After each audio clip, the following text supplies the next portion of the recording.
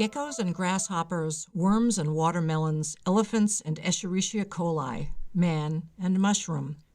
All so different in form and function, but amazingly the same in how their form and function are determined. First, all these organisms are made of one or more cells, and every cell of every living thing on Earth contains all the information it takes to create and duplicate and make variations of itself. That information is stored in a very long but quite simple double molecule called DNA, or deoxyribonucleic acid. And the DNA of every living organism is made of chains of 4 smaller molecules called nucleotides. What dictates the difference between a man and a mushroom is the sequence of these nucleotides in the long DNA chain.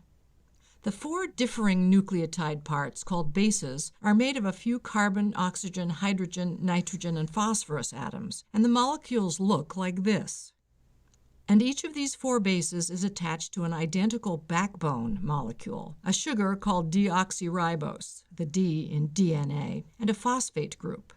Let's simplify these nucleotides and show them like this. So, a single sequence of nucleotides joined by their common sugars would look like this. And the DNA molecule where such sequences are stored looks like this. But how does a simple molecule dictate the form and function of millions of different living things? You can think of DNA as a great library of information that is used to do one thing and one thing only, direct the building of different protein molecules. And it's the proteins that build the cells and keep them functioning and changing and reproducing. Here's where the familiar word gene comes in. If your DNA is a library of information, a gene is a book in that library. A gene is a segment of the DNA molecule. Let's say your body needs a particular protein, like insulin. To get it, some of your cells send a protein signal through the bloodstream to the cells in your pancreas, where insulin is made. That signal protein tells other proteins in the cell's nuclei to open up a part of the DNA double helix, the insulin gene, and start making insulin proteins. As soon as enough insulin has been produced, another signal protein comes to the pancreas's cells that tells them to stop making insulin. It's like looking up a book in the DNA library about insulin and then putting it back when you're done.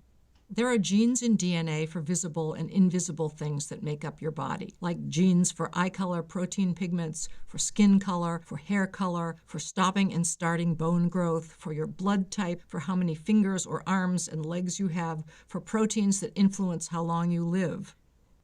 Your DNA probably contains between 25,000 and 40,000 genes, while the DNA of a worm or a plant or a fruit fly contains about 12,000 to 20,000 genes. Some of those genes have quite different sequences of nucleotides than yours, and some are similar to yours. Though it happens infrequently, our own nucleotide sequences can change as the result of spontaneous or environmental damage, which might remove or shift a nucleotide position. This changes the gene involved and can then change the protein. Most of these changes, called mutations, have very little effect on the organism or its descendants. Some are mildly damaging, and a few can make the organism better suited to its environment. It is these tiny changes in DNA gene sequences happening over millions of years that create the differences among living organisms. From geckos to grasshoppers, worms to watermelons, elephants to Escherichia coli, and man to mushroom.